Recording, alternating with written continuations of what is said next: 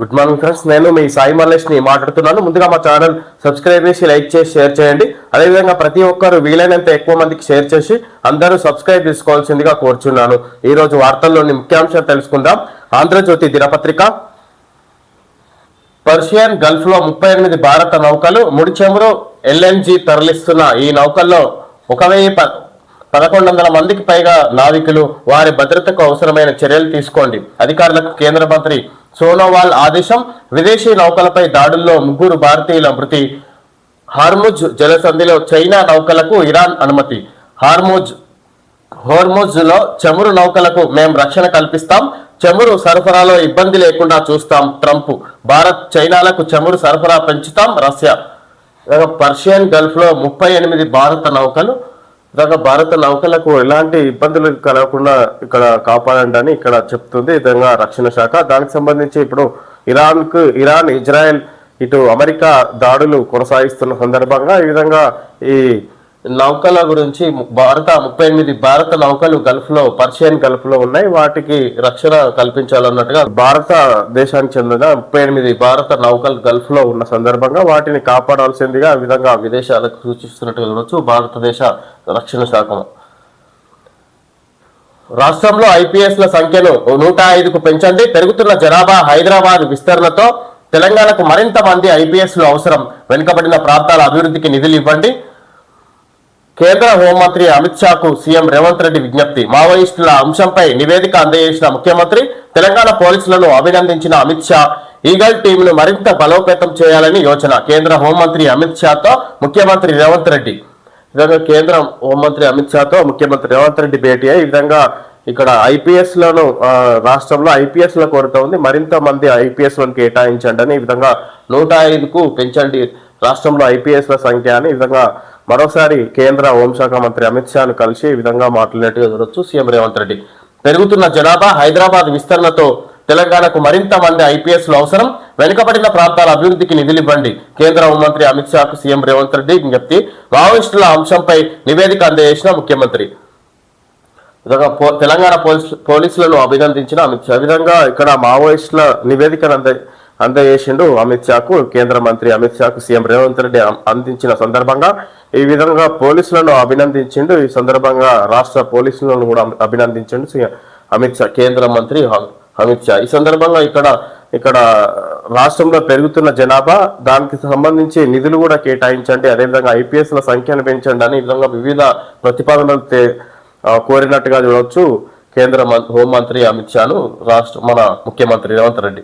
తెలంగాణ రాష్ట్రానికి అదనంగా ఐపీఎస్లను కేటాయించాలని హోంమంత్రి అమిత్ షాను ముఖ్యమంత్రి రేవంత్ రెడ్డి కోరారు. పెరిగిపోతున్న సైబర్ నేరాలు, డ్రగ్స్, వైట్ కాలర్ నేరాలను అరికట్టడం, శరవేగంగా విస్తరిస్తున్న హైదరాబాద్, పెరుగుతున్న జనాభా, హైదరాబాద్, సైబరాబాద్, మల్కాజ్గిరి కమిషనరేట్ల పునర్వ్యవస్థీకరణ, కొత్తగా ఫ్యూచర్ సిటీ కమిషనరేట్ ఏర్పాటు నేపథ్యంలో తెలంగాణకు మరింత మంది ఐపీఎస్లు అధికారులు అవసరమని వివరించారు.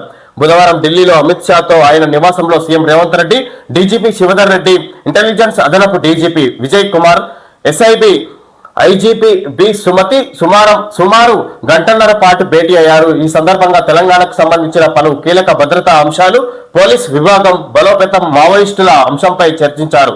రాష్ట్ర ఏర్పాటు తర్వాత 2016లో మొదటిసారి ఐపీఎస్ క్యాడర్ రివ్యూ జరిగిందని, 2021లో జరగాల్సిన రివ్యూ ఆలస్యంగా 2025లో జరిగిందని, ఆ సమయంలోనూ 7 ఐపీఎస్లను మాత్రమే తెలంగాణకు కేటాయించారని అమిత్ షాకు సీఎం వివరించారు. 3వ క్యాడర్ రివ్యూను నిర్దేశిత సంవత్సరమైన 2026లోనే చేపట్టాలన్నారు. ప్రస్తుతం తెలంగాణలో 83 ఐపీఎస్ అధికారులు ఉన్నారని, వారి సంఖ్యను 105కు పెంచాలని కోరారు. రాష్ట్రంలో శాంతి భద్రతల పరిరక్షణ కోసం ప్రభుత్వం అమలు చేస్తున్న విధానాలను కేంద్ర మంత్రి దృష్టికి సీఎం రేవంత్ తీసుకెళ్లారు. ముఖ్యంగా ఈగల్ ఫోర్స్ కార్యకలాపాలు, సైబర్ నేరాలు, సైబర్ సవాళ్లను ఎదుర్కోవడంలో తెలంగాణ సైబర్ సెక్యూరిటీ బ్యూరో పోషిస్తున్న క్రియాశీలక పాత్రను వివరించారు. ఇక వెనుకబడిన జిల్లాల్లో అభివృద్ధి పనులకు కేంద్రం నుంచి అందాల్సిన సాయం పైన చర్చ జరిగింది. ఈ మేరకు నిధులు ఇవ్వాలని అమిత్ షాను సీఎం రేవంత్ రెడ్డి కోరారు. రాష్ట్రంలో జరుగుతున్న స్థితిగతులను, ఆర్థిక పరిస్థితులను ఈ విధంగా తెలియజేసినట్టుగా చూడొచ్చు. రాష్ట్రంలో కొనసాగుతున్న వివిధ అంశాల గురించి కూడా ప్రస్తావించినట్టుగా చూడొచ్చు. కేంద్ర మంత్రి అమిత్ షా దగ్గర సీఎం రేవంత్ రెడ్డి, అదేవిధంగా డీజీపీ శివధర్ రెడ్డి, ముఖ్య అధికార ప్రతినిధులు కూడా ఈ సందర్భంగా సీఎం రేవంత్ రెడ్డితో కలిసి హాజరైనట్టుగా చూడొచ్చు. కేంద్ర మంత్రి అమిత్ షా ఇంటి దగ్గర కలిసి రాష్ట్రంలో జరుగుతున్న పోలీసు అధికారుల పనితీరు, ఈ విధంగా మావోయిస్టులను ఏ విధంగా అరికట్టడం, పూర్తి స్థాయిలో అరికట్టడం జరిగింది. ఇంకా రాష్ట్రంలో ఐపీఎస్లు ప్రస్తుతం 85 మందే ఉన్నారు, 83 మందే ఉన్నారు. వారి సంఖ్యను 105 కు పెంచాలని కోరుతూ ఈ విధంగా రాష్ట్రంలో విపరీతంగా పెరుగుతున్న జనాభా, అదేవిధంగా హైదరాబాద్ విస్తరిస్తున్న సందర్భంగా ఈ విధంగా ఇక్కడ ఐపీఎస్ల కొరత ఉంది, ఈ విధంగా ఐపీఎస్లు కావాల్సి ఉంది, వారి అవసరం ఉంది రాష్ట్రానికి అన్నట్టుగా ఈ విధంగా వివిధ అంశాలను ప్రస్తావించినట్టుగా చూడొచ్చు. అదేవిధంగా రాష్ట్ర అభివృద్ధికి మరిన్ని నిధులు కూడా కావాలన్నట్టుగా ఈ విధంగా కేంద్ర మంత్రి అమిత్ షాను కోరారు మన సీఎం రేవంత్ రెడ్డి. ఈ విధంగా ఇక్కడ ఎన్నోసార్లు ముఖ్యమంత్రి రేవంత్ రెడ్డి కేంద్ర ప్రభుత్వాన్ని ఎన్నో విధాలుగా కలుస్తూ వివిధ కేంద్ర మంత్రులను కలిసి వినతి పత్రాలు ఇస్తారు. ఇదే విధంగా ఈ అధికారం చేపట్టిన 2.5 సంవత్సరాల నుంచి కూడా ఎన్నో రకాల అంశాల గురించి ఈ విధంగా నిధులు అటు ప్రస్తావించినట్టుగా చూడొచ్చు కేంద్ర ప్రభుత్వం దగ్గర. అయినా కూడా సరైన ఫలితాలు రాష్ట్ర ప్రభుత్వానికి తీసుకురాలేకపోతున్నట్టుగా చూడొచ్చు. ఈ సందర్భంగా సీఎం రేవంత్ రెడ్డి మావోయిస్టుల అంశంపై సుదీర్ఘ చర్చ. రాష్ట్రంలో మావోయిస్టుల అంశం, ప్రభుత్వం అనుసరించిన వ్యూహాలు, దక్కిన ఫలితాలు, మావోయిస్టుల లొంగుబాటు, పునరావాసం తదితర అంశాలపైన అమిత్ షాకు రేవంత్ రెడ్డి నివేదికను అందజేశారు. రాష్ట్రంలో గత 2 ఏళ్లలో గణనీయమైన మార్పులు వచ్చాయని, 591 మంది మావోయిస్టులు లొంగిపోయారని, ఇది మంచి పరిణామమని అమిత్ షాకు సీఎం, పోలీసు ఉన్నతాధికారులు వివరించారు. తెలంగాణ నుంచి మావోయిస్టు పార్టీలో పనిచేస్తున్నది కేవలం 11 మందేనని రాష్ట్ర పోలీసు ఉన్నతాధికారులు కేంద్ర మంత్రికి వివరించారు. లొంగిపోయిన మావోయిస్టులు వెల్లడించిన భవిష్యత్ కార్యాచరణ వివరాలను అందజేశారు. ఈ సందర్భంగా ఇక్కడ మావోయిస్టుల గురించి పూర్తిగా క్లుప్తంగా వివరించినట్టుగా చూడొచ్చు. ఇక్కడ సీఎం రేవంత్ రెడ్డి తోటి అదేవిధంగా పోలీసు ఉన్నతాధికారులు కూడా హాజరైన సందర్భంగా కేంద్ర హోంమంత్రి అమిత్ షా ముందు వాటి వివరాలు వెల్లడించినట్టుగా చూడొచ్చు. ఈ సందర్భంగా ఈ విధంగా లొంగిపోయిన మావోయిస్టుల కార్యాచరణ ఏ విధంగా ఉండబోతుంది, వారు ప్రస్తావించిన మాటలను ఉద్దేశించి కూడా ఇక్కడ పూర్తిగా కూలంకషంగా వివరించినట్టుగా చూడొచ్చు. వారి లక్ష్యం ఏమిటి, వాళ్ళు ఏ విధంగా ఉండబోతున్నారు జనజీవన శ్రమతిలో కలిసిపోయిన తర్వాత అనే అంశాలను కూడా వెల్లడించినట్టుగా ఇక్కడ వార్త చూడొచ్చు. ఈ విధంగా మావోయిస్టులు పూర్తిగా లొంగిపోయారు, తెలంగాణలో అంతమొందించడం అన్నట్టుగా పోలీసు ఉన్నతాధికారులు తెలియజేశారు. అదేవిధంగా ఇప్పుడు ఇంకా 11 మందే ఉన్నారు తెలంగాణకు చెందిన మావోయిస్టులు అన్నట్టుగా ఇక్కడ పోలీసు ఉన్నతాధికారులు వివరాలను వెల్లడించినట్టుగా చూడొచ్చు. ఈ సందర్భంగా ఇరాన్ మిత్రబంధం పెద్దల సభకు అభ్యర్థిగా సీఎం సన్నిహితుడు వేం నరేందర్ రెడ్డి, రేవంత్ రెడ్డి అధిష్టాన మోటు. రాష్ట్రం నుంచి రాజ్యసభ అభ్యర్థుల ఖరారు. ఫోన్లో రాహుల్ ఖర్గే, రేవంత్, పిసిసి చీఫ్ మహేష్ గౌడ్ మంత్రాలు. వంశీచంద్, దమ్మాటి సాంబయ్య పేర్లపై చర్చ. రాజకీయ సమీకరణాల దృష్ట్యా వేం నరేందర్ రెడ్డికే అవకాశం. 7 సింఘ్వి నరేందర్ నామినేషన్ల దాఖలు.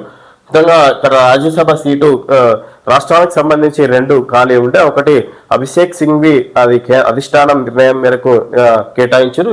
ఇక్కడ వేం నరేందర్ రెడ్డి సీఎం సలహాదారుగా కాంగ్రెస్ పార్టీ సీఎం రేవంత్ రెడ్డి పదవి బాధ్యతలు చేపట్టిన నాటి నుంచి కూడా ఈ విధంగా సీఎం సలహాదారుగా కొనసాగుతున్నారు. ఈయన వేం నరేందర్ రెడ్డి ఇక్కడ ప్రచారంలోకి వచ్చినట్టుగా చూడొచ్చు. ఈ విధంగా ఇతనికి రాజ్యసభ సీటు కట్టబెడుతున్నట్టుగా చూడొచ్చు సీఎం రేవంత్ రెడ్డి. ఈ విధంగా ఇక్కడ రేవంత్ రెడ్డికి అనుచరుడైన విధంగా సలహాదారుడుగా పేరు ప్రచారంలోకి వచ్చిన సందర్భంగా అతనికే ఇక్కడ రాజ్యసభ సీటు దక్కినట్టుగా చూడొచ్చు. ఈ సందర్భంగా ఏప్రిల్ 2న గ్రామ సభలు, ఆరోగ్యం, విద్యా సంక్షేమం, భద్రతపై నివేదన, ప్రజాపాలన ప్రగతి ప్రణాళిక మార్గదర్శకాలు. ఈ నెల 6 నుంచి జూన్ 12 వరకు 99 రోజుల కార్యాచరణ, 5 స్థాయిల్లో నిర్వహణ, 10 థీమ్లకు నోడల్ శాఖలు పథకాల వారీగా ప్రగతి నివేదికలు సిద్ధం చేస్తున్న అధికారులు. ఏప్రిల్ 2న గ్రామ సభలు, ఆరోగ్యం, విద్యా సంక్షేమం, భద్రతపై నివేదన, ప్రజాపాలన ప్రగతి ప్రణాళిక మార్గదర్శకాలు. ఈ నెల 6 నుంచి జూన్ 12 వరకు 99 రోజుల కార్యాచరణ, 5 స్థాయిల్లో నిర్వహణ, ఈ 10 థీములకు నోడల్ శాఖల అధికారులు విధంగా ఒక 10 అంశాలను ఎంచుకున్నారు రాష్ట్ర ప్రభుత్వం. ఈ 10 అంశాల్లో ఏ విధంగా పనులు జరుగుతున్నాయి, అధికారులు ఏ విధంగా నిర్వహిస్తున్నారు కార్యక్రమాలను ఈ విధంగా పర్యవేక్షించడానికి గాను 99 రోజుల ఐఏఎస్ల పర్యవేక్షణలో నిర్వహించబోతుంది రాష్ట్ర ప్రభుత్వం. ఈ సందర్భంగా ఇక్కడ ఈ నెల 6 నుంచి జూన్ 12 వరకు నిర్వహిస్తారు ఈ 99 రోజుల కార్యాచరణ. దీని మీద పూర్తిగా ఐఏఎస్ల పనితీరు ఎలా ఉండబోతుంది అనేది ఇక్కడ రాష్ట్ర ప్రభుత్వం సీఎం రేవంత్ రెడ్డి వీళ్లకు దిశానిర్దేశాలు వెల్లడించినట్టుగా చూడవచ్చు. సందర్భంగా ఇరాన్ యుద్ధ నౌకపై అమెరికా దాడి. గత నెల 18న విశాఖపట్నంలో జరిగిన అంతర్జాతీయ నౌకాదళ విన్యాసాల్లో ఇరాన్ యుద్ధ నౌక IRIS దేనా అమెరికా దాడిలో ధ్వంసమవుతున్న IRIS దేనా ఇన్సెట్ ఈ విధంగా యుద్ధ నౌక పేరు దేనా ఈ విధంగా భారీ యుద్ధ నౌక, అందులో 140 మందికి పైగా సిబ్బంది ప్రయాణిస్తారు. ఈ విధంగా అక్కడ విశాఖపట్నంలో నిర్వహించిన యుద్ధ నౌకల విన్యాసాల్లో పాల్గొని రిటర్న్ గా అక్కడ ఇరాన్ కు బయలుదేరిన సందర్భంగా అమెరికా దాడి చేసినట్టుగా చూడొచ్చు. సందర్భంగా ఇక్కడ 140 మంది అందులో ప్రయాణిస్తారు. దాదాపు ఒక 32 మందిని వీళ్ళు శ్రీలంక నౌకాదళం కాపాడింది. మిగతా వారు ఈ విధంగా మరణించిన పూర్తి స్థాయిలో ఇక్కడ మరణించినట్టుగా చూడొచ్చు. ఈ విధంగా అమెరికా అధ్యక్షుడు ట్రంప్ ఎన్నో రకాలుగా ఇక్కడ ఇరాన్ పై అటాక్ చేస్తుంటే ఈ విధంగా ఇక్కడ వివిధ దేశాలను కూడా కఠిన ఆంక్షలు టారిఫ్లతోటి ఈ విధంగా ఎంత పోగడలకు పోతున్నాడు. అనవసరంగా ఇక్కడ ఇరాన్ పై ఇక్కడ దాడి చేస్తూ యుద్ధం కొనసాగిస్తున్నాడు అన్నట్టుగా చూడొచ్చు. ఈ సందర్భంగా శ్రీలంక సమీపంలో జలాంతర్గామితో అటాక్. సముద్రంలో మునిగిన నౌకలోని 140 మందికి పైగా సిబ్బంది గల్లంతు. 32 మందిని కాపాడిన శ్రీలంక నౌకాదళం పలువురి పరిస్థితి విషమంగా ఉందని వెల్లడి. విశాఖపట్నంలో నౌకాదళ విన్యాసాల్లో పాల్గొని తిరిగి ఇరాన్ కు యుద్ధ నౌక వెళ్తుండగా ఘటన. తామే దాడి చేశామన్న అమెరికా రక్షణ మంత్రి. ఇరాన్ రహస్య అణుకేంద్రం ధ్వంసం. IDF టర్కీపై ఇరాన్ బాలిస్టిక్ క్షిపణి అడ్డుకున్న నాటో. లెబనాన్ పై ఇజ్రాయెల్ దాడి. 50 మంది మృతి. అమెరికా ఇజ్రాయెల్ సంయుక్త దాడుల్లో 1045 మంది మృతి. ఇరాన్ వెల్లడి. యుద్ధం తొలి 2 రోజుల్లోనే 650 మంది అమెరికా సైనికుల్ని హతమార్చాం. IRGC విశాఖలో ఇంటర్నేషనల్ పరేడ్ లో పాల్గొని ఇరాన్ నేవీ బృందం. ఇంటర్నేషనల్ పరేడ్ లో పాల్గొన్న ఇరాన్ నేవీ బృందం వీళ్ళందరూ వర్ణించినట్టుగా చూడవచ్చు. ఈ విధంగా ఇరాన్ యుద్ధ విన్యాసాల్లో యుద్ధ నౌక వీళ్ళు ఇరాన్ బృందం, సైనిక బృందం, ఇరాన్ నేవీ బృందం ఇది పూర్తిగా విన్యాసాల్లో పాల్గొని రిటర్న్ అయ్యారు. ఇరాన్ కు బయలుదేరుతున్న సందర్భంగా వీళ్ళని హతమార్చినట్టుగా చూడవచ్చు అమెరికా సైన్యం. ఈ విధంగా అమెరికా బాంబు దాడుల్లో హతమైనట్టుగా చూడవచ్చు. ఈ సందర్భంగా ఇరాన్ పై ఇజ్రాయెల్ అమెరికా దాడులు. ఇరాన్ ప్రతి దాడులతో పశ్చిమాసియా అట్టుడుకుతున్న వేళ మరో కీలక ఘటన చోటు చేసుకుంది. మంగళవారం రాత్రి ఇరాన్ యుద్ధ నౌకపై అమెరికా దాడి చేసింది. అది కూడా శ్రీలంక తీరం సమీపంలో ఈ దాడి జరిగింది. ఇరాన్ కు చెందిన IRIS దేనా నౌక భారత్ లోని విశాఖపట్నంలో ఫిబ్రవరి 18 నుంచి 25 వరకు జరిగిన మిలాన్ 2026 నౌకాదళ విన్యాసాల్లో పాల్గొని తిరిగి వెళ్తుండగా శ్రీలంక తీరంలో అమెరికా జలాంతర్గామితో దాడికి పాల్పడింది. దీంతో ఇరాన్ నౌక సముద్రంలో మునిగిపోయింది. అందులోని 140 మందికి పైగా గల్లంతయ్యారు. 32 మందిని శ్రీలంక నౌకాదళం కాపాడింది. అయితే తొలుత ఇరాన్ నౌక ప్రమాదానికి గురైందని భావించారు. ఈ నౌక గాలే తీరానికి 40 నాటికల్ మైళ్ళ దూరంలో ఉన్నప్పుడు ప్రమాదంలో ఉన్నట్లు శ్రీలంక నౌకాదళానికి సమాచారం అందించింది. దీంతో శ్రీలంక ఎయిర్ ఫోర్స్ నౌకాదళ సిబ్బంది అక్కడికి చేరుకొని సహాయక చర్యలు చేపట్టారు. నీటి ప్రవాహంలో కొట్టుకుపోతున్న 32 మందిని కాపాడారు. వారు తీవ్రంగా గాయపడడంతో ఆసుపత్రికి తరలించి చికిత్స అందిస్తున్నారు. వీరిలో పలువురికి పరిస్థితి విషమంగా ఉంది. విధంగా అమెరికా ఈ విధంగా ఇక్కడ విశాఖపట్నంలో నిర్వహించిన నౌకా విన్యాసాలకు సంబంధించి విధంగా ఇరాన్ కు సంబంధించిన నౌకాదళం ఈ విధంగా విన్యాసాల్లో పాల్గొని వీళ్ళు రిటర్న్ అయ్యారు. శ్రీలంక సముద్ర మార్గం ద్వారా రిటర్న్ అయిన సందర్భంగా ఇక్కడ అమెరికా దాడి చేసినట్టుగా చూడొచ్చు. ఇందులో 140 మంది ప్రయాణిస్తున్నారు. అందులో 32 మందిని శ్రీలంక నౌకాదళం కాపాడింది. నీళ్లలో కొట్టుకుపోతుంటే ఈ విధంగా ప్రాణాపాయ స్థితిలో ఉన్న వారిని కాపాడి ఈ విధంగా ఆసుపత్రిలో చికిత్స అందిస్తున్నట్టుగా చూడవచ్చు శ్రీలంక నౌకాదళ సిబ్బంది. ఇదే విధంగా ఇక్కడ ఇందులో ఉన్న 80 మంది మృత్యువాత పడ్డారు. ఈ విధంగా మిగతా వారు గల్లంతయ్యారు. ఈ విధంగా అమెరికా యుద్ధం ఈ విధంగా కొనసాగిస్తున్న సందర్భంగా ఇరాన్ పై ఈ విధంగా నౌకాదళ సిబ్బంది పైన కూడా ఇక్కడ విరుచుకుపడ్డట్టుగా చూడవచ్చు. ఈ విధంగా అమెరికా సైన్యం చిన్న ఆయుధంతో అమెరికాకు దెబ్బ. ఇరాన్ వ్యూహాత్మక యుద్ధం. చమకైన షహీద్ డ్రోన్లతో అమెరికా స్థావరాలపై దాడి. వాటిని అడ్డుకునేందుకు అమెరికాకు భారీగా ఖర్చు, వేల కొద్ది వాడేయడంతో అమెరికా మిత్ర దేశాల వద్ద తగ్గిపోతున్న ఆయుధ నిల్వలు, ఆయుధ కొరత నిజమేనన్న పెంటగాన్ నివేదిక లీక్, రక్షణ ఉత్పత్తుల కంపెనీలతో భేటీ కానున్న ట్రంప్, చిన్న ఆయుధంతో అమెరికాకు దెబ్బ, ఇరాన్ వ్యూహాత్మక యుద్ధం, చవకైన షహీద్ డ్రోన్లతో అమెరికా స్థావరాలపై దాడి, వాటిని అడ్డుకునేందుకు అమెరికాకు భారీగా ఖర్చు, వేల కొద్ది వాడేయడంతో అమెరికా మిత్ర దేశాల వద్ద తగ్గిపోతున్న ఆయుధ నిల్వలు, ఆయుధ కొరత నిజమేనన్న పెంటగాన్ నివేదిక లీక్, రక్షణ ఉత్పత్తుల కంపెనీలతో భేటీ కానున్న ట్రంప్, ఈ విధంగా యుద్ధానికి ఇక్కడ ఇరాన్ వాడుతున్న చిన్న ఆయుధాలు వాడడంతో ఈ విధంగా అమెరికాలో పెద్ద నష్టం జరుగుతుందని ఇక్కడ అమెరికాకు సంబంధించి చిన్న ఆయుధంతో అమెరికాకు పెద్ద దెబ్బ, ఈ విధంగా వాటిని ఎదుర్కోవడానికి గాను అమెరికా దగ్గర అమెరికాకు సంబంధించిన సహాయక దేశాల దగ్గర ఆయుధాలు తగ్గిపోయినాయని ఇక్కడ వార్త. దీనికి సంబంధించి ఇక్కడ ఏ రక్షణ ఉత్పత్తుల కంపెనీలతోటి ట్రంప్ భేటీ అయ్యారు. మరిన్ని ఉత్పత్తులు అందించాలనే ఈ విధంగా ట్రంప్ కోరుతున్నట్టుగా చూడవచ్చు. ఈ సందర్భంగా అమెరికా నిఘా ఆయువు పట్టుపై దాడి, ఖతార్ ఎయిర్ బేస్ లోని AN/FPS 132 రాడార్ వ్యవస్థ ధ్వంసం. ఖతార్ ఎయిర్ బేస్ లోని AN/FPS 132 రాడార్ వ్యవస్థ ధ్వంసం. అమెరికా నిఘా ఆయువు పట్టుపై దాడి చేసింది ఇరాన్. ఈ విధంగా ఒకరికొకరు తీవ్ర స్థాయిలో దాడులు జరుపుకుంటున్నట్టుగా చూడవచ్చు. ఈ విధంగా ఇజ్రాయెల్ అమెరికా కలిసి ఇరాన్ పై దాడి చేయడం ద్వారా పెద్ద ఎత్తున ఇరాన్ నష్టపోతుంది అన్నట్టుగా చూడవచ్చు. ఈ సందర్భంగా ఈ యుద్ధం జరుగుతున్న సందర్భంగా ఆఖరి మజిలీ గత నెల IFR మిలాన్ 2026లో పాల్గొనేందుకు వచ్చిన ఇరాన్ నేవీ బృందం విశాఖలో పర్యాటక స్థలాల సందర్శన, స్వదేశానికి తిరుగు ప్రయాణంలో ఘోరం. ఈ విధంగా ఆఖరి మజిలీ గత నెల IFR మిలాన్ 2026లో పాల్గొనేందుకు వచ్చిన ఇరాన్ నేవీ బృందం విశాఖలో పర్యాటక స్థలాల సందర్శన, స్వదేశానికి తిరుగు ప్రయాణంలో ఘోరం. వీళ్ళంతా విశాఖలో పర్యాటక స్థలాలను సందర్శించి తిరుగు ప్రయాణంలో ఈ విధంగా ప్రమాదానికి గురైనట్టుగా చూడొచ్చు. అమెరికా దాడిలో ఈ సందర్భంగా ఇరాన్ నేవీ బృందం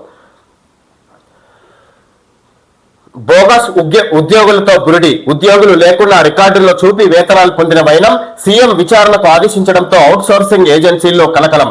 25,000 మంది బోగస్ ఉద్యోగులు ఉన్నట్లు ప్రాథమికంగా నిర్ధారణ, రంగంలోకి దిగిన కలెక్టర్లు, ఖజానాకు నష్టంపై ఫోరెన్సిక్ ఆడిట్, ఏజెన్సీలపై క్రిమినల్ కేసులు నమోదు చేయనున్న అధికారులు. బోగస్ ఉద్యోగులతో బురుటి, ఉద్యోగులు లేకుండా రికార్డుల్లో చూపి వేతనాలు పొందిన వైనం, సీఎం విచారణకు ఆదేశించడంతో అవుట్సోర్సింగ్ ఏజెన్సీల్లో కలకలం. ఇలాగ అవుట్సోర్సింగ్ ఉద్యోగ నియామకాలను ఆసరగా తీసుకొని ప్రభుత్వం దగ్గర ఇక అధికంగా ఉద్యోగుల సంఖ్యను చూపించి వారి పేరున వేతనాలు స్వీకరిస్తున్న అవుట్సోర్సింగ్ కాంట్రాక్టర్లను చూడొచ్చు. అవుట్సోర్సింగ్ ఏజెన్సీలు ఈ విధంగా ప్రభుత్వ సొమ్మును ఖాళీ చేస్తున్నట్టుగా చూడొచ్చు. ఈ విధంగా సీఎం విచారణకు ఆదేశించడంతో బయటపడ్డ ఈ విధంగా అవుట్సోర్సింగ్ ఏజెన్సీల భాగవతం అని చూడొచ్చు. ఈ సందర్భంగా రాష్ట్రంలో ప్రభుత్వ విభాగాల్లో బోగస్ ఉద్యోగుల కుంభకోణం మరోసారి చర్చానీయాంశమైంది. రికార్డుల ప్రకారం తెలంగాణలో 1,75,000 అవుట్సోర్సింగ్ ఉద్యోగులు ఉన్నారని, వీళ్లలో 25,000 మంది ఉద్యోగులు నిజంగా లేరని, కానీ వేతనాలు పొందుతున్నారని కలెక్టర్లతో మంగళవారం నిర్వహించిన సమావేశంలో ముఖ్యమంత్రి రేవంత్ రెడ్డి పేర్కొన్నారు. ఇదేమీ గుర్తించకుండా కలెక్టర్లు వేతనాల ఫైళ్లపై ఎలా సంతకాలు చేస్తున్నారని ఆగ్రహం వ్యక్తం చేశారు. ఈ అంశంపై తక్షణమే విచారణ చేసి బోగస్ ఉద్యోగుల ద్వారా లబ్ధి పొందుతున్న ఏజెన్సీలపై కేసులు నమోదు చేయాలని, బోగస్ ఉద్యోగుల ద్వారా లబ్ధి పొందుతున్న ఏజెన్సీలపై కేసులు నమోదు చేయాలని సీఎం రేవంత్ రెడ్డి ఆదేశాలు జారీ చేశారు. ఈ విధంగా కలెక్టర్ల సమావేశంలో సీఎం రేవంత్ రెడ్డి ఈ విధంగా ఇక్కడ 25,000 మొత్తం మీద పూర్తిగా అవుట్సోర్సింగ్ ఉద్యోగులు ప్రభుత్వ ఉద్యోగాల్లో 1,75,000 మంది కాంట్రాక్ట్ బేసిల్లో పలు ఉద్యోగ విధులు నిర్వహిస్తున్నట్టుగా ఇక్కడ చూడొచ్చు. ఈ విధంగా డేటా ప్రకారం, కానీ అందులో 25,000 మంది బోగస్ ఉద్యోగులు అసలు విధులు నిర్వర్తించకుండానే వేతనాలు పొందుతున్నారు. అంటే ఇక్కడ ఏజెన్సీలే సొమ్మును దోచేసుకుంటున్నట్టుగా చూడొచ్చు. అయినా కలెక్టర్లు ఏమాత్రం పర్యవేక్షించకుండా సంతకాలు చేస్తున్నారు వాళ్ళు వేతనాలు చెల్లించడంలో అన్నట్టుగా సీఎం రేవంత్ రెడ్డి ఈ విధంగా ఆదేశాలు జారీ చేశారు. వీటిపై పూర్తిగా విశ్లేషించి వారిపై కఠిన చర్యలు తీసుకోవాలన్నట్టుగా సీఎం రేవంత్ రెడ్డి ఐఏఎస్ల సమావేశంలో, కలెక్టర్ల సమావేశంలో ఇక్కడ ఆదేశాలు జారీ చేసినట్టుగా చూడొచ్చు. ఇక్కడ బోగస్ ఉద్యోగులకు సంబంధించి టిమ్స్లకు 88 పోస్టులు, కొత్త ఆసుపత్రుల్లో ఉద్యోగాల భర్తీకి ప్రతిపాదన, ఆర్థిక శాఖ ఆమోదం కోసం ఎదురుచూపు. వీటిలో 1200 స్పెషలిస్ట్ వైద్యుల పోస్టులు, మిగతావి నర్సులు, పారామెడికల్ సిబ్బంది. ఆసుపత్రుల నిర్వహణ సిబ్బంది భర్తీకి కసరత్తు. అవుట్సోర్సింగ్ విధానంలో నియామకాలు. ఇక్కడ టీమ్స్ లో అవుట్సోర్సింగ్ విధానంలో నియామకాలు. ఇప్పుడే అవుట్సోర్సింగ్ విధానంలో ఎన్నో అవకతవకలు జరుగుతున్నాయి. ఇక్కడ ఫేక్ ఉద్యోగులను చూపించి వేతనాలు పొందుతున్నాయి అవుట్సోర్సింగ్ ఏజెన్సీలను. మరొకసారి టీమ్స్ లో అవుట్సోర్సింగ్ విధానంలో ఇక్కడ ఉద్యోగ నియామకాలు అన్నట్టుగా ఇక్కడ ప్రభుత్వం పూర్తి స్థాయిలో అవుట్సోర్సింగ్ పైనే ఆధారపడ్డట్టుగా చూడొచ్చు ఉద్యోగ నియామకాలు. రాష్ట్ర ప్రభుత్వం ప్రతిష్టాత్మకంగా నిర్మిస్తున్న Telangana institute of medical sciences TIMS ఆసుపత్రుల నిర్మాణం దాదాపు పూర్తి కావడంతో వాటికి అవసరమైన ఉద్యోగాల భర్తీకి వైద్య ఆరోగ్య శాఖ కసరత్తు ప్రారంభించింది. హైదరాబాద్ లో పూర్తి స్థాయిలో టిమ్స్ తెలంగాణ ఆసుపత్రులు Telangana institute of medical sciences TIMS ఆసుపత్రుల నిర్మాణం దాదాపు పూర్తయింది రాష్ట్రంలో. ఈ విధంగా ఈ ఆసుపత్రులు పూర్తి స్థాయిలో నిర్మాణం పూర్తి కావడంతో ఈ ఉద్యోగులను అవుట్సోర్సింగ్ విధానంలో చేర్పించుకొని ఇక్కడ వైద్య సేవలు అందించబోతున్నట్టుగా చూడొచ్చు. ఈ సందర్భంగా ఆర్థిక శాఖ ఆమోదం కోసం ఎదురుచూపు. వీటిలో 1200 స్పెషలిస్టు వైద్యుల పోస్టులు, మిగతావి నర్సులు, పారామెడికల్ సిబ్బంది. ఆసుపత్రుల నిర్వహణ సిబ్బంది భర్తీకి కసరత్తు. అవుట్సోర్సింగ్ విధానంలో నియామకాలు. ఈ విధంగా పెద్ద ఎత్తున ఉద్యోగ నియామకాలు జరుగుతాయి ఇక్కడ అవుట్సోర్సింగ్ విధానంలో అని చెప్పొచ్చు. ఈ సందర్భంగా సీఎం పదవికి నితీష్ రామ్ నేడు రాజ్యసభకు బీహార్ ముఖ్యమంత్రి నామినేషన్. హాజరు కానున్న కేంద్ర హోంమంత్రి అమిత్ షా. ముఖ్యమంత్రి పదవి బీజేపీకి దక్కే అవకాశం. నితీష్ తనయుడు నిశాంత్ కు ఉప ముఖ్యమంత్రి. సీఎం పదవి రేసులో సమ్రాట్ చౌదరి, నిత్యానంద్. బీహార్ ముఖ్యమంత్రి నితీష్ కుమార్ సీఎం పీఠాన్ని వదులుకోనున్నట్లు సమాచారం. పాట్నాలో గురువారం ఉదయం 11:30కు ఆయన రాజ్యసభకు నామినేషన్ వేయనున్నట్టు తెలుస్తుంది. ఈ కార్యక్రమానికి కేంద్ర హోంమంత్రి అమిత్ షా హాజరు కానున్నారు. బీజేపీ జాతీయ అధ్యక్షుడు నవీన్ సిన్హా కూడా గురువారం రాజ్యసభకు నామినేషన్ వేయనున్నారు. నితీష్ రాజ్యసభకు వెళ్తే ముఖ్యమంత్రి పదవి బీజేపీకి, డిప్యూటీ సీఎం నితీష్ కుమారుడికి దక్కబోతుంది.